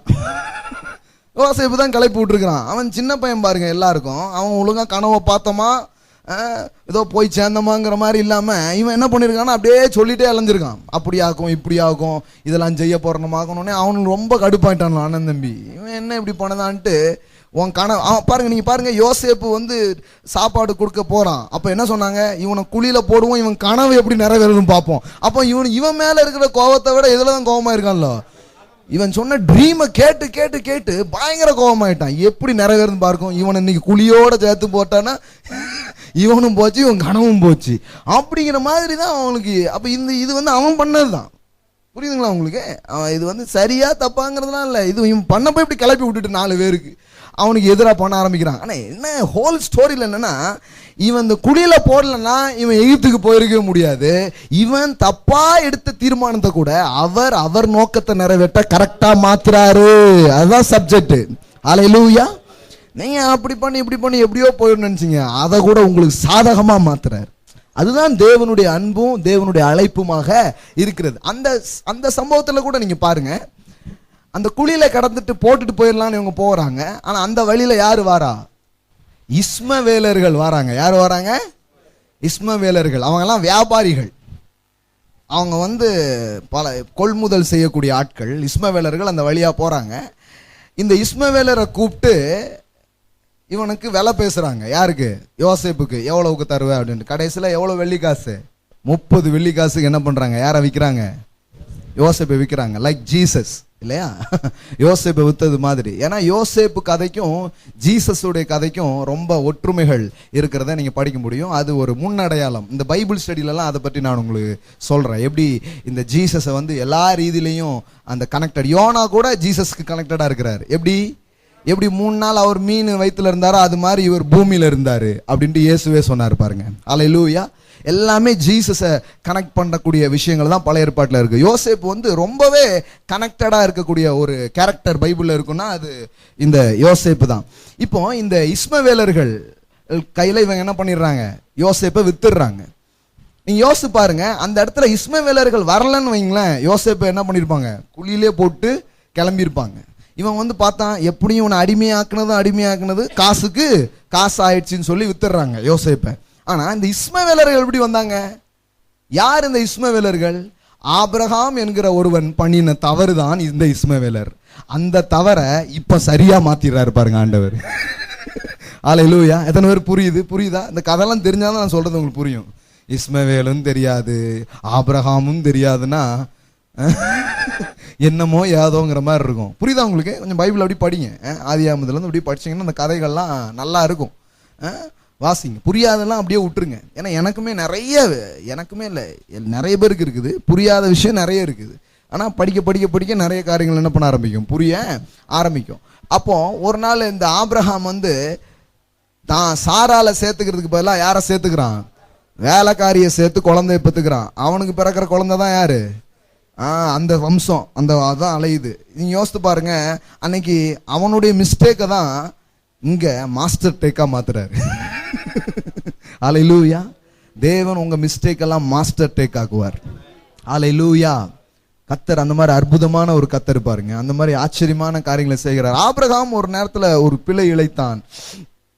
ஆனா அதை இப்ப யோசேப்பு வாழ்க்கையில கொண்டு வந்து கனெக்ட் பண்ணி, இப்ப யோசேப்பு எங்க இருந்து தூக்குறாங்க, குழியில இருந்து தூக்குறாங்க. இப்ப எங்க போறான், எகிப்துக்கு அவனை என்ன பண்றாங்க, கூட்டிட்டு போயிடுறாங்க. சோ என்ன சொல்ல வரேன்னா, இந்த தீமைகள் ரெண்டு விதமா வருகிறது. ஒண்ணு, நாமளே நிறைய நேரத்தில் என்ன பண்ணிக்கிறோம், உண்டாக்கிறோம்.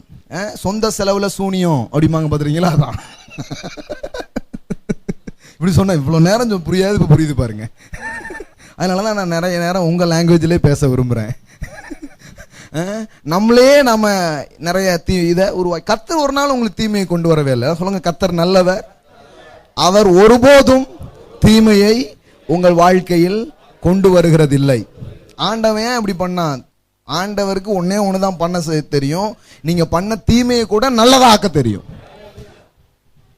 அவர் உங்களுக்கு தீமை பண்ணுவாராங்க, ஒரு நாளும் பண்ண மாட்டார். ஏன்னா அவருடைய பேக்கேஜில், அவருடைய அறையில், அவருடைய ரூம்ஸில் எந்த தீமையும் கிடையவே கிடையாது.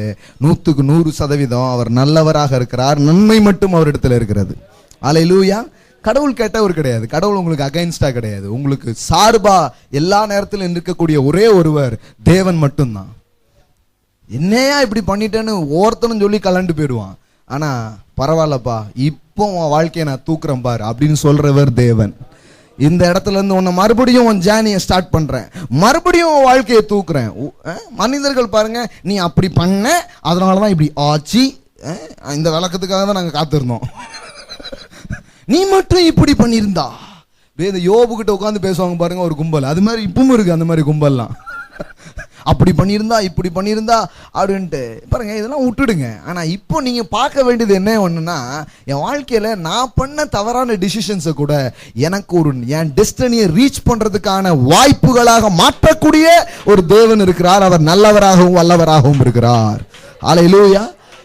இப்படிதான் எண்ணி பார்க்கணும். இப்படி எண்ணி பார்க்கறது மூலம் தான் நீங்க எழும்ப முடியுமே தவிர, நீங்க அவன் இப்படி பண்ணிட்டான் இவன் இப்படி பண்ணிட்டான், ஒன்னு நம்ம பண்ணது, இன்னொன்னு பண்றதுக்குனே கொஞ்சம் பேர் சுத்திட்டு இருக்கிறாங்க. எங்க பார்த்தாலும் நேரு, பேதுரு, யாக்கோபு அந்த மாதிரி ஆட்களாவா இருக்கிறாங்க? இல்ல, வேற மாதிரி ஆட்கள் நிறைய இருக்கிறாங்க. கெட்ட மனிதர்கள் இருக்கிறாங்க, கேடு செய்கிறவர்கள் நிறைய இருக்கிறாங்க. எனக்கு ஒரு ஃபாரின் ப்ரீச்சர் பிரசங்கம் பண்ணிட்டு இருக்காரு, கேட்டுட்டு இருக்கிறேன். அவர் சொல்றார், இந்த கிராப், அந்த நண்டு இருக்குல்ல, என்ன சொல்லுவீங்க, கிராப் தானே, அது வந்து யூனோ மெட்ராஸ் கிராப் அப்படிங்காரு. ஏய் எனக்கு அவர் சொல்றாரு, யூனோ மெட்ராஸ் கிராப் அது என்ன பண்ணும், ஒன்னு மேல இருந்து வரும்போது இன்னொன்னு பிடிச்சி என்ன பண்ணிடும், கீழே இழுத்து போட்டுரும் அப்படின்னு பேசுறாங்க. ஃபாரின்ல எல்லாம் சிரிக்கிறாங்க எல்லாருமே. ஆஹா, எங்க ஊரை இப்படியா பேசிட்டு இருக்கிற இருடா அப்படிங்கிற மாதிரி எனக்கு தோணுச்சு. மெட்ராஸ் கிராப் அப்படிங்கிறாங்க. இங்க அப்படிதான் சில நேரத்தில் என்னன்னா, மனிதர்கள் பாருங்க, நம்ம ஏறி போறதை விடாம பிடிச்சி இழுத்து போடுற வேலையை செய்யக்கூடியவங்களாக தான் இருக்கிறாங்க. தீமை செய்கிறவங்க நிறைய பேர் இருக்கிறாங்க. சில நேரத்தில் சொந்த குடும்பம் செய்யலாம், சொந்த சகோதரர்கள் பண்ணலாம். இதெல்லாம் சிலருக்கு இவனோ அப்படின்னு ஆச்சரியப்படுவாங்க. ஒன்றும் பண்ணாதீங்க, அதெல்லாம் பண்ணுவாங்க. அவரோ அப்படிம்பாங்க. அப்பப்போ ஒரு சிவாஜி கணேசன் ரேஞ்சில் ஒரு எக்ஸ்பிரஷன் கொடுப்பாங்க. பண்ணாதீங்க, ரொம்ப இப்படி பண்ணாதீங்க, அப்புறம் வேற மாதிரி அப்படி பண்ணாதீங்க. இதெல்லாம் நடக்கும். இதெல்லாம் மனிதர்கள் மனுஷங்க அவங்களுக்குள்ள என்ன இருக்கோ அதை தான் என்ன பண்ணுவாங்க, வெளியில கொண்டு வருவாங்க, காமிப்பாங்க. அதெல்லாம் ஒன்றும் ஆச்சரியப்படுறதுக்கு இல்லைங்க, எல்லாம் பண்ணுவாங்க. ஆனா எல்லாம் பண்ணிடும், எல்லா காரியமும் யோசேப்பு வாழ்க்கையில நடக்குது. ஆனா இங்க என்ன போட்டிருக்குது, சகலமும். எல்லாம் சொல்லுங்க, சகலமும். இங்கிலீஷ்ல எப்படி வருதுன்னா, ஆல் திங் ஒர்க்கிங் டுகெதர். எல்லாமே எப்படி வேலை செய்ய ஆரம்பிக்கும்னா, ஃபார் யுவர் குட், உங்களுடைய நல்லதுக்காகவே என்ன பண்ண ஆரம்பிக்கும், வேலை செய்ய ஆரம்பிக்கும். ஒவ்வொரு பார்ட்ஸா பார்க்கும்போது சுக்குநூறா கிடக்க அப்படிங்கிற மாதிரி இருக்கும். கடவுள் பார்ப்பாரு, இந்த பார்ட்ஸ் எல்லாம் இப்படி சேர்த்தா ஒரு அழகான ஃபிளைட் பண்ணிடலாம் அப்படின்றவார். ஹல்லேலூயா. உங்களுக்கு நொறுங்கி போனதுதான் தெரியுது, தேவனுக்கு வடிவம் தெரியும். ஹல்லேலூயா. ஏன்னா அவர் வடிவமைப்பார். இதெல்லாம் இப்படி போட்டு இதை கலட்டி இதை சேர்த்துனா இப்படி ஒரு ப்ராடக்ட் பண்ணிடலாம் அப்படின்னு சொல்லுவார். அப்ப பாருங்க, சகலமும் நன்மைக்கு எதுவாக நடக்கிறது. யோசேப்புடைய இறுதி ஸ்டேட்மெண்ட் பாருங்க. இன்னும் நிறைய முறை இதை வாசித்திருக்கிறோம், ஆனா இப்பவும் ஒரு முறை வாசிக்கலாம். ஆதியாகமம் 50:20 பாருங்க.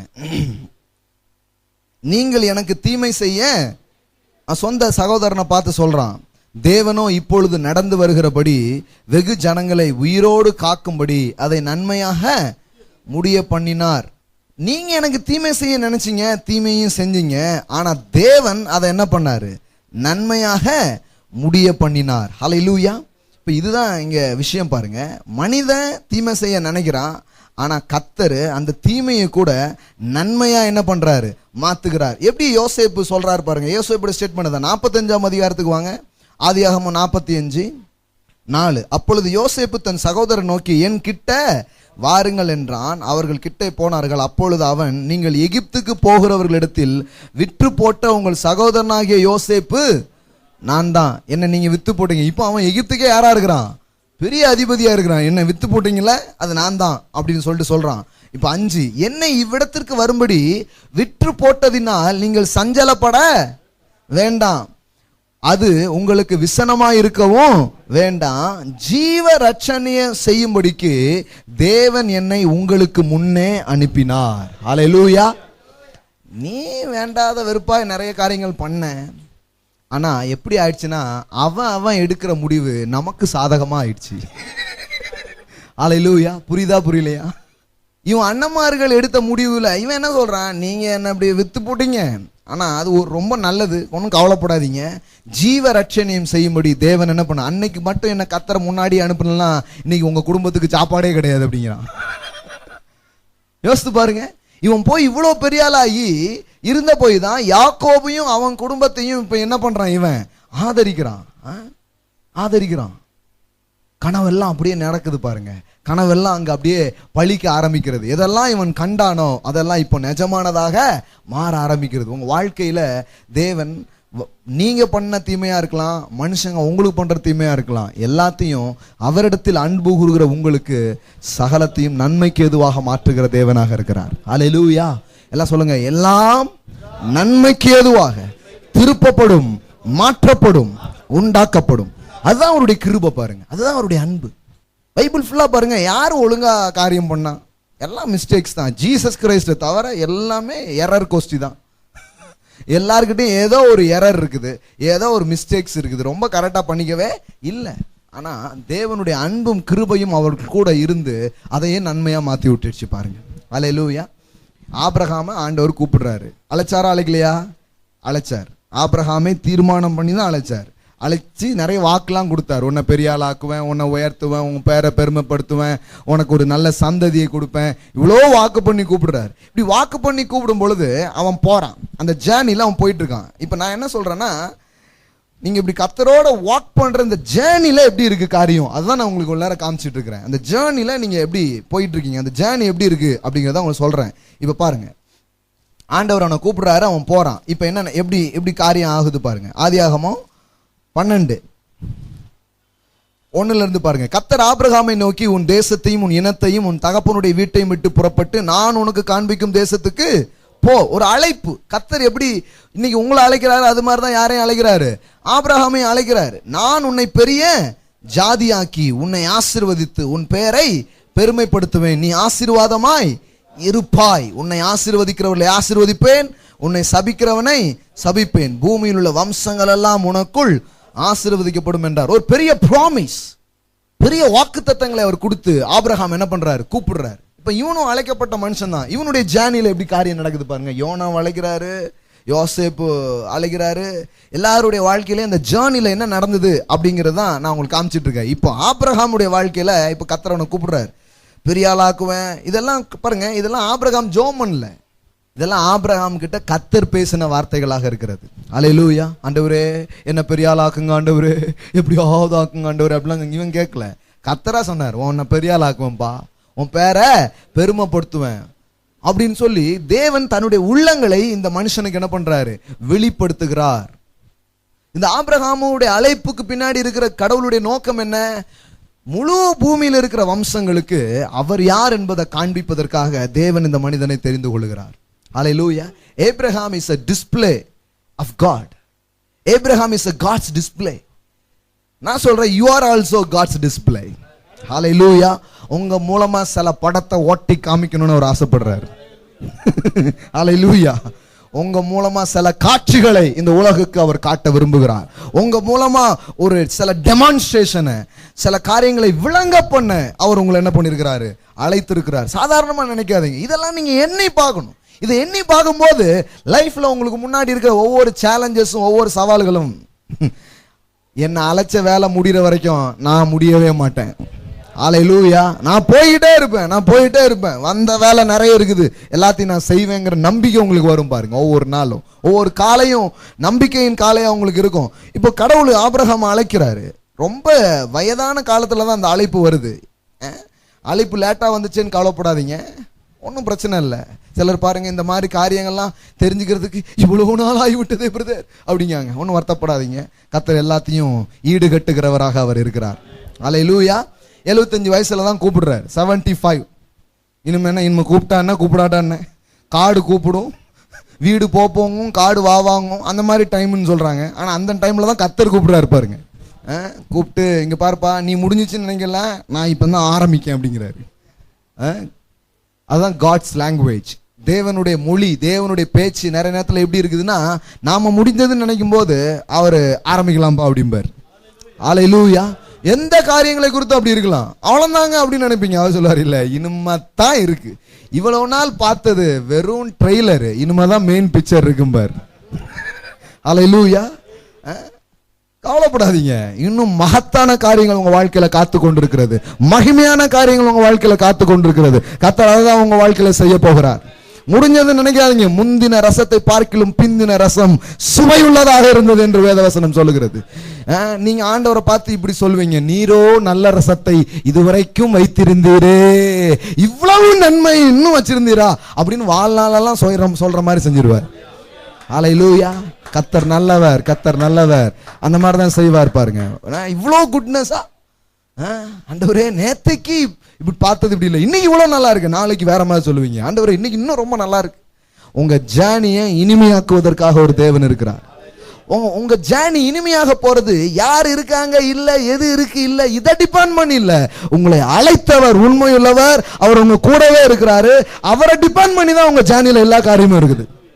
அண்ணன் தம்பியை குழிய தோண்டி உள்ள தூக்கி போட்டுடலாம், குடும்பத்தில் யாராவது செஞ்சிருக்கலாம், வேற யாராவது பண்ணலாம். அதெல்லாம் உங்க ஜேர்னியை ஸ்டாப் பண்ண முடியாது. ஏன்னா முழு ஜோசப் ஸ்டோரியிலையும் ஒரு வார்த்தை திருப்பி திருப்பி வருது, the Lord was with Joseph. கர்த்தர் யோசேப்போடு இருந்தார். குழியிலும் இருந்தார், சிறையிலும் இருந்தார். ஏன் தெரியுமா? குழியிலையும் சிறையிலையும் இருக்கிறதுக்காக அல்ல, சிங்காசனம் ஏத்துற வரைக்கும் உன்னை விட மாட்டேன், prison to palace. ஹல்லேலூயா. சிறையில் இருந்து உன்னை சிங்காசனத்துக்கு கொண்டு போய் சேர்ப்பேன், அது வரைக்கும் விட மாட்டேன். அதான் விஷயம், அதான் காரியம். நான் உனக்கு சொன்னதை செய்யும் அளவும் உன்னை கைவிடுவதில்லை. இப்படிப்பட்ட வாக்குகள் பாருங்க. சொன்னார்னா கட்டாயமா செய்வார். ஆண்டவர்ட்ட இருந்து ஏதாவது வார்த்தையை பெற்றிருக்கீங்களா? அப்பனா வாழ்க்கை இருக்குன்னு அர்த்தம். ஏன்னா அந்த வார்த்தை நிறைவேற வர வாழ்க்கையில வேற ஒண்ணும் நடக்க முடியாது. அது நடந்தே தீரும், உங்க வாழ்க்கையில சம்பவிச்சே தீரும். பாருங்க, அதுதான் சொல்ற, நான் சொன்னதை செய்யும் பொழுதும் உன்னை என்ன பண்றது இல்ல, கைவிடுறதே கிடையாது. பாருங்க, ஒரு டைம் பிசிக்கலா நான் ரொம்ப பாதிக்கப்பட்ட ஒரு நேரம், பாம்பே பட்டணத்துல இருந்த போது பிளட் வாமிட்லாம் எடுத்துட்டு இருக்கேன். முட்டாள்தனத்துல தான். ஏன்னா ரொம்ப ஃபாஸ்டிங் இருந்துதான் கடவுளை ப்ளீஸ் பண்ணணும்னு எனக்கு சொல்லி கொடுத்துட்டாங்க. அதனால 40 நாள் ஃபாஸ்டிங். 40 நாள் இருந்தா என்ன ஆகும், எல்லாம் ரணகலமாயிடுச்சு. உசுப்பேத்தியே நம்மளை ரணகலமாக்கிட்டாங்க மதவாதிகள். ஆனா முடிவு என்னன்னா பிளட் வாமிட்டு. வாலிப பையன் பாருங்க, 16-17 வயசு வாலிப பையன், ரத்தமா வருது, வாமிட்டு. பிசாசு சொல்றான், நீ அவ்வளவுதான் முடிஞ்சு அப்படிங்கிறான். போ முடிஞ்சு போச்சு அப்படின்ட்டு. எனக்கு அப்ப ஒண்ணு, ஏன்னா நம்ம பரலோகத்துக்கு எப்போ ஒன்று தானே இருக்கும். ஏன்னா அதை தான் நம்ம மைண்ட்ல ட்ரெயின் பண்ணி வச்சிருக்காங்க, மெயின் அச்சீவ்மெண்டா.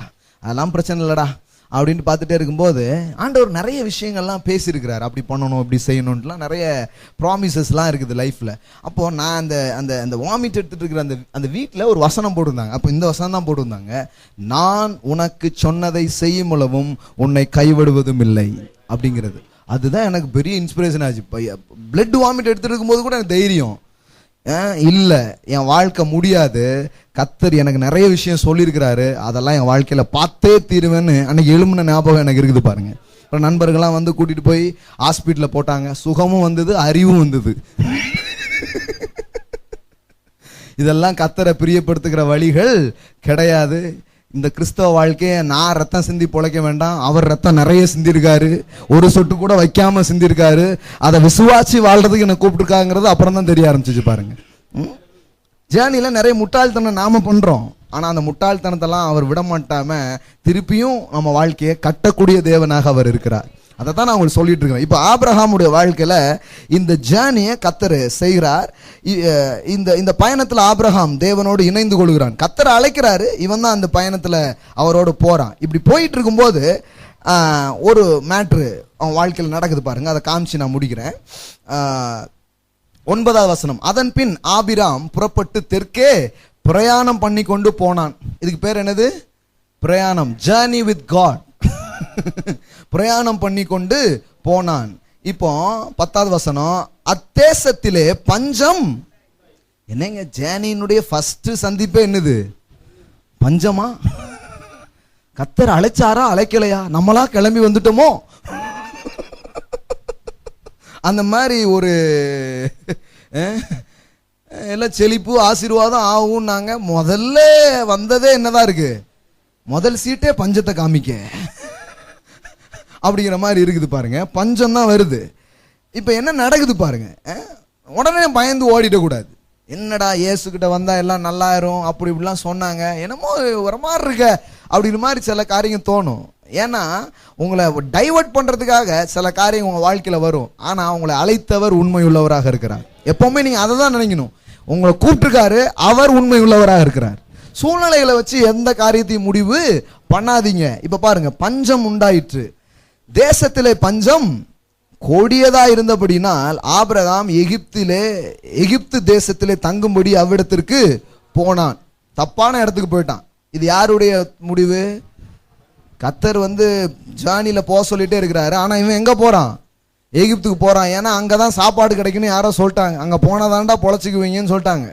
ஏன் ஆண்டவரே கூப்பிட்டீங்களா என்ன யாது ஒன்னும் கேட்கல. இவனா தப்பா முடிவு பண்ணிட்டு எங்க போறான்? எகிப்துக்கு போறான். அந்த ஊர் எந்த மாதிரி ஊரு பாருங்க. 11வது வசனம், அவன் எகிப்துக்கு சமீபமாய் வந்த போது தன் மனைவி சாராயை பார்த்து, நீ பார்வைக்கு அழகுள்ள ஸ்திரீ என்று அறிவேன். எகிப்தியர் உன்னை காணும் போது இவள் அவனுடைய மனைவி என்று சொல்லி என்னை கொன்று போட்டு உன்னை உயிரோட வைப்பார்கள். எம்மா, இந்த ஊர் பொல்லாத ஊருமா, நீ வேற ரொம்ப அழகா இருக்க, பாட்டி தான் ஆனா பியூட்டியா இருக்க, அதனால உன் மேல ஆசைப்பட்டு என்ன யாராவது என்ன பண்ணிடக்கூடாது, கொன்றக்கூடாதுன்னு பயம். பாருங்க, நம்ம ஆபிரகாம் விசுவாசிகளின் தகப்பன் ஓஹோங்க, ஆனா அவன் பயந்தான். சிலர் பாருங்க, ஆரம்பிச்ச உடனே ஒரு பெரிய இதெல்லாம் நமக்கு இருக்குது இல்ல, கொஞ்சம் பயம், எப்படி நமக்கு செய்யணும்னு தெரியல, தப்பா முடிவு பண்றதெல்லாம் நடக்குது. ஒரு பிள்ளை நடைப்பயணத்தை அது எப்படி ஆரம்பிக்க பாருங்க, அப்படியே எந்திக்கும் பண்ணும், பொத்துணு விழும், இப்படிதான் இந்த ஜேர்னி அப்படிதான். நமக்கு என்ன பண்ணிட்டாங்கன்னா, இப்படி விழுந்த உடனே விழுந்து போய் விட்டான், பின் வாங்கி விட்டான், ஓ அப்படி ஓ அப்படின்ட்டுதாங்க. இல்லைங்க, அப்படி கிடையவே கிடையாதுங்க. அது குழந்தை இப்பதான் நடை பயலுது. இது ஒரு பயணம். இதுல விழுறதுங்கிறது அது ஒரு ப்ராசஸ்.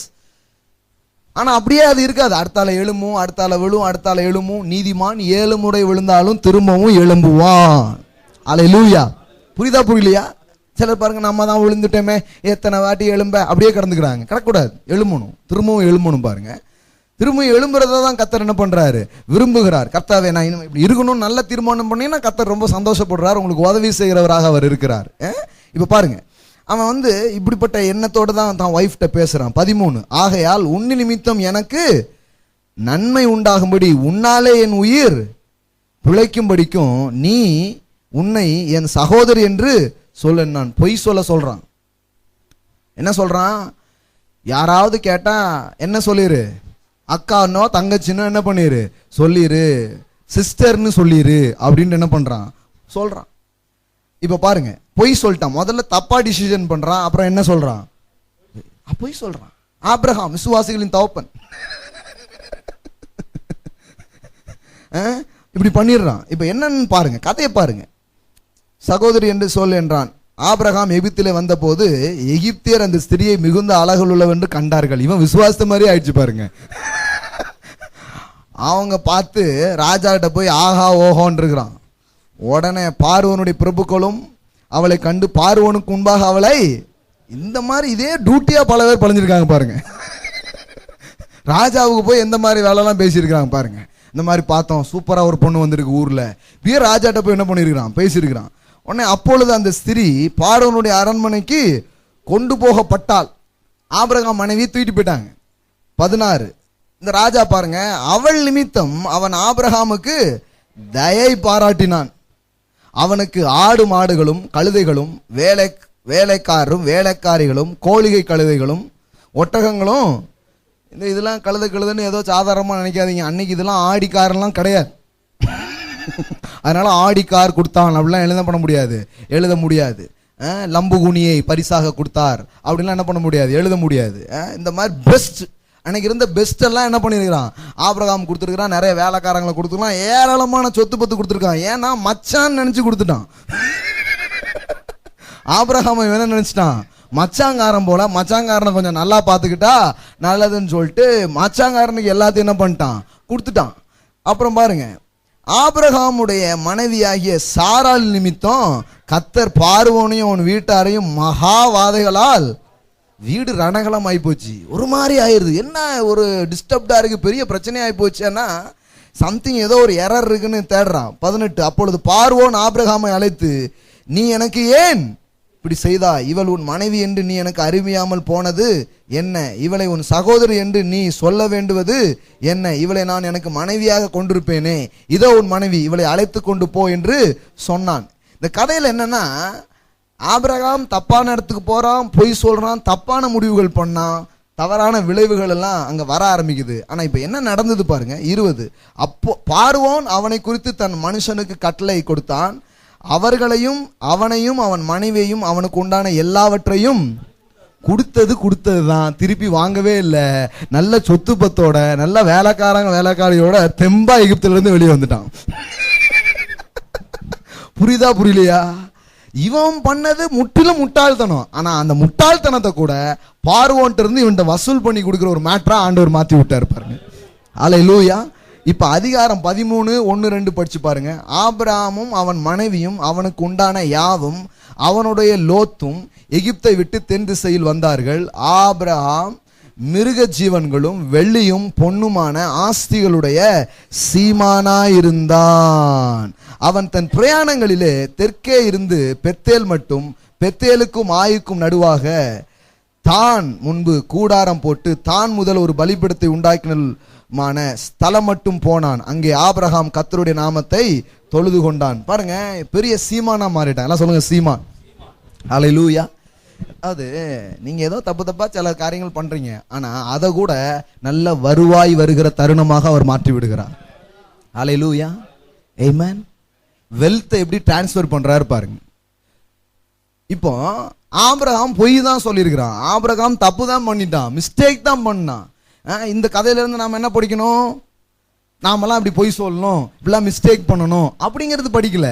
நாம நிறைய நேரத்துல சரியா முடிவு பண்ண முடியாதவங்களா போயிடுறோம் நம்முடைய பலவீனத்து நிமித்தம். ஆனால் தேவனுடைய கிருபை அதை கூட உங்களுக்கு சாதகமா எப்படி மாத்துதுங்கிறதா சப்ஜெக்டா இருக்குது. அல்லேலூயா. அப்படியே மாத்தி விட்டுருந்தாரு. அப்படியே பணம் இவங்கிட்ட வந்து எகிப்துல இருந்த அந்த ஆஸ்தி யாருக்கு வந்துடுச்சு? ஆபிரகாமுக்கு சொந்தமா வந்துடுச்சு. பாருங்க, இதே மாதிரி கதை அவன் மகன் வாழ்க்கையிலும் நடக்குது. அப்பமும் கர்த்தர் என்ன பண்றாரு? அற்புதத்தை தான் செய்யறாரு. பாருங்க, எல்லாம் ஜீன்ல இருந்திருக்கு போல. இவன் பண்ண மாதிரி அவன் மகனும் என்ன பண்ணிருக்கிறான். கர்த்தர் பாருங்க அப்பமும் காப்பாத்தி இருக்கிறாரு. கர்த்தர் அப்பமும் என்ன பண்றாரு? பதில செஞ்சிருக்கிறாரு. என்ன சொல்ல விரும்புறேன், இந்த ஜேர்னில இப்படி நீங்க பயணம் பண்ணி உங்களை எப்படி மாத்திடுறாரு? வாஸ்து முடிச்சிடலாம். 8:28 ரோமர் 8:28. அதானே இவ்வளவு நேரம் படுத்துட்டு இருந்தோம். ரோமர் 8:28. அன்றியும் அவருடைய தீர்மானத்தின்படி அழைக்கப்பட்டவர்களாய் தேவனிடத்தில் அன்பு கூறுகிறவர்களுக்கு சகலமும், எல்லாம் சொல்லுங்க, எல்லாத்தையும் நன்மைக்கு ஏதுவாய் மாற்றுகிறார். 29 அறிந்திருக்கிறோம், தம்முடைய குமாரன் அநேக சகோதரர்களை முதற் பேராவனாகும் பொருட்டு தேவன் எவர்களை முன்னறிந்தாரோ அவர்களை தமது குமாரனுடைய சாயலுக்கு ஒப்பாயிருப்பதற்கு முன் குறித்திருக்கிறார். எவர்களை முன் குறித்தாரோ அவர்களை அழைத்தும் இருக்கிறார். எவர்களை அழைத்தாரோ அவர்களை, இந்த அழைப்புல என்ன நடக்குது? அவர்களை என்னதான் மாத்துறாரு? நீதிமான்களாக்கியும் இருக்கிறார். எவர்களை நீதிமான் ஆக்கினாரோ அவர்களை மகிமைப்படுத்தியும் இருக்கிறார். குளோரியில கொண்டு வந்து வாழ்க்கையை முடிக்கிறாரு. அல்லேலூயா. குளோரி. எல்லாம் சொல்லுங்க, மகிமையிலே என் வாழ்க்கையை அவர் முடிப்பார். இந்த ஆண்டவரோட ஜேர்னி பண்றது எவ்வளவு சந்தோஷம் யோசித்து பாருங்க. அல்லேலூயா. எல்லாரும் எழுந்து நிற்போம். கர்த்தர் உங்களோட பேசினாரா? ஆண்டவருடைய வார்த்தை உங்களுக்கு உண்டாச்சா? ஹல்லேலூயா. Thank you Jesus. Thank you Jesus. கர்த்தாவே உமக்கு நன்றி செலுத்துகிறோம் ராஜா. இந்த மேலே வானத்திலும் கீழே பூமியிலும் உமக்கு ஒப்பானவர் இல்லை, உமக்கு சமமானவர் இல்லை ராஜா. உங்களோட ஒரு ஜேர்னியை நாங்க ஆரம்பிச்சு உங்களோட நடந்து கொண்டிருக்கிறோம் ராஜா. நடை பயிலுகிறோம். அநேக நேரங்களில் எங்கள் நடை பிசகுகிறது. ஆனா கூட நீங்க கூட நின்று எங்களை தாங்கி எங்களை நடத்தி எங்களை கொண்டு வந்துகிட்டே இருக்கிறீங்க. யாரா முன் குறித்தாரோ அவங்களை அழைச்சிருக்கீங்க, அவங்களை நீதிமானாகவும் ஆக்கி இருக்கிறீங்க, அவர்களை மகிமைப்படுத்தியும் இருக்கிறார் என்று எழுதியிருக்கிறது. எங்க வாழ்க்கைய குளோரியில தான் நீங்க முடிப்பீங்கன்னு வார்த்தை சொல்லியிருக்கு ராஜா. இயேசுவின் வல்லமையுள்ள நாமத்தினாலே இந்த வார்த்தை கேட்கிற ஒவ்வொரு பிள்ளையுடைய வாழ்க்கையில கர்த்தர் இப்படிப்பட்ட மகத்துவமான காரியங்களை செய்வதற்காக நன்றி.